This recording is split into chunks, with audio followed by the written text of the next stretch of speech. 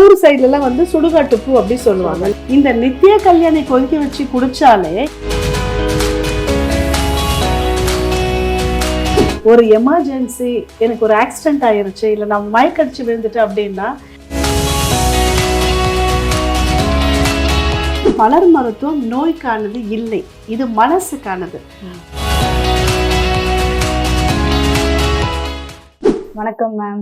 வணக்கம். மலர் மருத்துவம்னா என்ன மேம்? அதை பத்தி கொஞ்சம் டீட்டெயிலா எங்களுக்காக சொல்ல முடியுமா? மலர் மருத்துவம் அப்படின்றது எந்தவித பக்க விளைவுகளும் இல்லாததுதான். இத மருத்துவம் அப்படின்னே சொல்ல முடியாது. ஏன்னா மருத்துவம் அப்படின்னு நம்ம மெடிசன் அப்படின்னு நம்ம கூகுள்லயோ இல்ல டிக்ஷனரிலயோ பாக்குறோம் அப்படின்னா பக்க விளைவுகள் உள்ளது அப்படின்னு இருக்கும். இது பக்க விளைவுகள் இல்லாததுனால இதுக்கு மருத்துவம்ன்ற பேர் சரியானதா இருக்காது. இதுக்கு ரெமிடி அப்படின்ற பேர், தீர்வு, மலர் தீர்வு. அதனாலதான் இதுக்கு வந்து ஃப்ளவர் ரெமிடிஸ் அப்படின்னு சொல்றாங்க. இது வந்து லண்டன்ல பூக்குற பூக்கள் தான். லண்டன்ல இருந்துதான் இந்த பூக்கள் பூக்குது. இந்த லண்டன்ல பூக்குற பூக்கள்ல இருந்துதான் இந்த மருந்தை தயாரிக்கிறாங்க. இதை கண்டுபிடிச்சது டாக்டர் எட்வர்ட் பேட்ச் அப்படின்னு சொல்லிட்டு லண்டனை சேர்ந்த ஒரு அலோபதி டாக்டர் தான் கண்டுபிடிச்சாரு. அவரு வந்து MBBS படிச்சு FRCS முடிச்சவரு, ரொம்ப கைராசியான டாக்டர் அப்படின்னு ஒரு பேரும் அவருக்கு இருக்கு. அவரு வந்து அறுவை சிகிச்சை பண்றதுல எல்லாம் ரொம்ப ஸ்பெஷலிஸ்ட். அது மட்டும் இல்லாம அவரு பாக்டீரியாலஜிஸ்ட். நுண்ணுயிர் கிருமிகளை ஆராய்ச்சி செய்யறதுக்குன்னு அவர் ஒரு தனியா லேப் எல்லாம் வச்சிட்டு இருந்தாரு அவர் ஒரு கிளினிக்ல. அப்பேற்பட்ட ஒரு டாக்டர், MBBS படித்த டாக்டர் கண்டுபிடிச்சதுதான் பக்க விளைவுகள் இல்லாத இந்த மலர் மருத்துவம். Okay ma'am. மலர் மருத்துவம் மேல உங்களுக்கு எப்போ மேம் வந்து ஆர்வம் வந்து இதை பத்தி தெரிஞ்சுக்கணும், இதெல்லாம் வந்து கியூர் பண்ணணும், கத்துக்கிட்டோன்னு? இது நமக்கு எப்பயாவது ஒரு தேவை வரும்போது தானே நம்ம எதையாவது தேடி போவோம் இல்லையா? இப்ப இந்த டாக்டரை எப்ப கண்டுபிடிச்சாருன்னா அவரு நிறைய மருத்துவம் கொடுத்துட்டு இருக்காரு. ஆனா அவருக்கு ஒரு வந்து டியூமர் வந்து உடனடியா ஆபரேஷன் பண்ணணும் அப்படின்ற ஒரு நிலைமை. யாருக்கு? டாக்டருக்கு.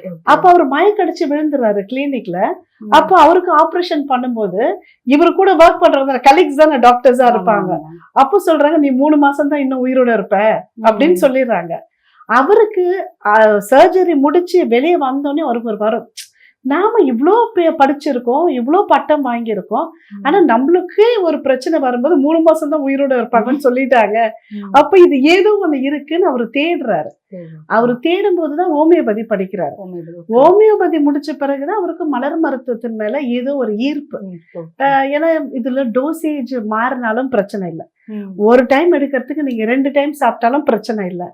ஒரு மலர் மருந்து எடுக்கிறதுக்கு இன்னொரு மலர் மருந்து எடுத்தாலும் பிரச்சனை இல்லை. அப்ப இதுல எதுவுமே ப்ராப்ளம் இல்லை அப்படின்றதுனால அவருடைய முழு ஈடுபாட்டையும் மலர் மருத்துவத்தின் மூலமாக திருப்பிட்டாரு. அப்ப நமக்கு ஏதாவது ஒரு தேவை வரும்பொழுது நாம தான் போட்டு தேடுவோம் இல்லையா, இதுவா எதை தின்னா பித்தம் தெளியும் அப்படின்னு சொல்லும் பொழுது அப்ப எனக்கு கிடைச்சதுதான் இந்த மலர் மருத்துவம். அப்ப கிடைக்கும் பொழுது கூட முதல்ல நம்ம நல்லா இருந்தா போதும் தானே எல்லாரும் நினைப்போம். அது என்னவோ இன்னைக்கு வந்து நம்ம 5 வருஷமா பரம்பரை பொக்கிஷம்னு ஆரம்பிச்சு நிறைய வகுப்புகள், 100க்கும் மேல நேரடி வகுப்புகளே நம்ம எடுத்திருக்கோம். ரொம்ப நல்லபடியா போயிட்டு இருக்கு. Okay ma'am. இப்ப எல்லா துறைக்கும் ஒரு படிப்புன்னு ஒண்ணு இருக்கும், அதே மாதிரி இதுக்கும் எதனா ஒரு படிப்பு தனியா எதனா இருக்கா மேம்? மலர் மருத்துவம் பத்தி ஸ்டடிஸ் எதனா இருக்கா? நிச்சயமா. ஏன்னா இது வந்து ஒரு பாட்டி வைத்தியம் மாதிரி வருஷம். ஏன்னா இது நீங்க இப்படிதான் ஒரு சிஸ்டம்குள்ள கொண்டு வர முடியாது. லண்டன்ல வந்து இதுக்கு வந்து கோர்சஸ் எல்லாம் இருக்கு. லெவல் 1, லெவல் 2, லெவல் 3 அப்படின்னு இருக்கு. அதுக்கப்புறமா தான் பேச்சுலர் பிராக்டிஷனர் அப்படின்னு அவங்க கொடுக்குறாங்க. என்ன கொடுத்தாலும் அவங்க பிராக்டிஸ் பண்றதுக்கு பெருசா பர்மிஷன் எல்லாம் கிடையாது. அதுவும் இந்தியாலயும் பாத்தீங்க அப்படின்னா இதை நாம படிக்கலாம், நம்ம குடும்பத்துக்கு உபயோகப்படுத்திக்கலாம். குடும்பத்துக்கு ஓகே. ஆமா. ஏன்னா இது வந்து இந்தியாவிலேயே மற்ற ஸ்டேட்டுகள்லாம் இதை அப்ரூவ் பண்ணி இருக்கிறாங்க.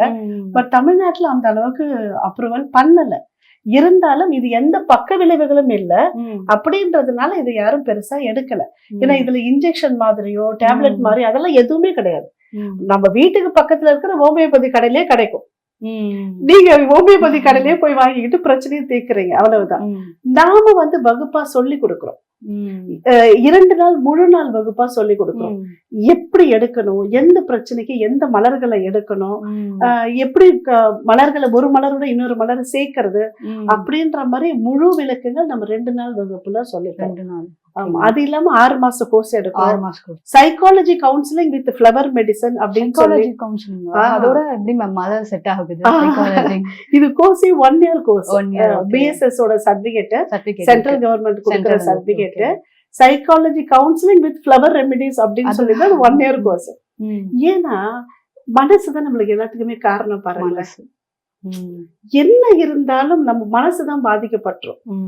சின்ன வயசுலயே நம்ம யாரையாவது ஏதாவது சொல்லணும்னா கூட அம்மா அப்பா வந்து இது வேண்டாம் அப்படின்னு சொல்லுவாங்க. அப்ப நம்ம என்ன சொல்லுவோம், என் மனசு கேட்க மாட்டேங்குது அப்படின்னு சொல்லுவோம். அதன் பின்னால நம்ம நிறைய கஷ்டப்படுவோம். இப்ப யாருக்காவது ஒருத்தருக்கு பணம் உதவி செய்யறோம் அப்படின்னா கூட நமக்கு தெரியும் சில இடங்கள்ல திரும்ப வராதுன்னு சொல்லிட்டு, இருந்தாலும் அவங்க கேட்கும் போது நம்ம மனசு கேட்க, அப்ப சொல்லுவோம் மனசு கேட்க மாட்டேங்குது அப்படின்னு. இந்த மனசை சரி பண்றதுதான் இந்த மலர் மருத்துவம். நம்ம மருந்தே வந்து மனசுக்குதான் கொடுக்கறோமே தவிர உடல் நோய்க்கு தர்றது இல்ல. அப்ப உடல் நோய் எப்படி சரியா போகுது அப்படின்னா, மனசு எந்த விதத்துல பாதிக்கப்பட்டிருக்குன்னு சொல்லிட்டு அவங்க கிட்ட பேசும் பொழுது அதுக்கு நீங்க சரியான மலர் தீர்வை கொடுத்தீங்கன்னா நோய் சரியா போயிருது. இங்கிலீஷ் மெடிசன்ஸ்க்கும் மலர் மருத்துவம் என்ன மேம் வித்தியாசம் இருக்கா? டிஃபரன்ஷியேட் சொல்றீங்களா? இங்கிலீஷ் மெடிசன் அப்படின்றது அதுதான் நம்ம உயிர் காக்கும் மருத்துவமா. ஒரு எமர்ஜென்சி, எனக்கு ஒரு ஆக்சிடென்ட் ஆயிருச்சு, இல்ல நம்ம மயக்கடிச்சு விழுந்துட்டு அப்படின்னா நம்மளுடைய உயிரை காப்பாத்துறது ஆங்கில மருத்துவம் மட்டும்தான். ஏன்னா எமர்ஜென்சினாலே ஆங்கில மருத்துவம் தான். ஆனா அதுல சைடு எஃபெக்ட் உண்டு அப்படின்னு சொல்லி மருத்துவர்களே சொல்றாங்க. இப்ப ஒரு கேன்சர் அப்படின்னு நம்ம போறோம், ஒரு கீமோதெரப்பியோ ஒரு ரேடியேஷனோ அப்படின்னா அதுக்கு சைடு எஃபெக்ட் உண்டு, எல்லாருக்குமே தெரியும். ஆனா அதை விட்டா நம்மளுக்கு வேற வழி இல்லை. ஆமா, அது பண்ணிதான் ஆகணும். இந்த மருத்துவம் மலர் மருத்துவத்தை எடுக்கிறதுனால நீங்க ஏற்கனவே எடுத்துட்டு இருக்கிற இங்கிலீஷ் மருத்துவம் நல்லாவே வேலை செய்யும். இது கூட எடுக்கலாமா எடுக்க வேணாமான்னு யோசிக்க வேண்டியது இல்லை. நீங்க இங்கிலீஷ் மருந்து எடுத்தாலோ இல்ல சித்த ஆயுர்வேதம் எந்த மருந்து எடுத்துட்டு இருந்தாலும் மலர் மருந்துகளையும் சேர்த்து எடுக்கலாம்.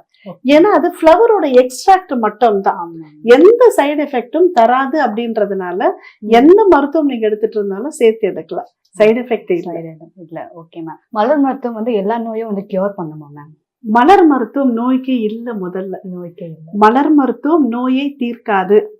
ஏன்னா நிறைய பேருடைய எண்ணம் என்னன்னா, இது இந்த நோய்க்கு கொடுக்கலாமா அந்த நோய்க்கு கொடுக்கலாமா அப்படின்னு இருக்கும். ஆனா மலர் மருத்துவம் நோய்க்கானது இல்லை, இது மனசுக்கானது. மனசு சரி செய்யறதுனால நோய் தீருதே தவிர இந்த நோய்க்கு இந்த மலர் மருந்து அப்படின்னு இல்லை. அதனாலதான் மலர் மருத்துவம் நாங்க வகுப்பு எடுக்கும் போது பாத்தீங்கன்னா எந்த பிரச்சனையில வரவங்க என்னென்ன வார்த்தைகளை உபயோகப்படுத்துறாங்க அவங்களுக்கு தெரியாமலே அப்படின்றது நாங்க கீவேர்ட்ஸாவே கொடுத்துருவோம். சைக்காலஜிக்கலா ஆமா, இந்த வார்த்தைகளை அவங்க உபயோகப்படுத்துறாங்கன்னா அவர்களுடைய மனநிலை இதுவாகத்தான் இருக்கும், அதுக்கு இந்த மலரை கொடுங்க அப்படின்னு தான் நம்ம சொல்லுவோமே தவிர எங்களுக்கு பெருசா மெடிக்கல் ரிப்போர்ட்டை வச்சு அதை வச்சு நாங்க வந்து எந்த மலர் மருத்துவரும் இதை பண்ண மாட்டாங்க. ஒரு 2 பேர் வராங்க, 2 பேருக்குமே வயிற்றுல கேன்சர்.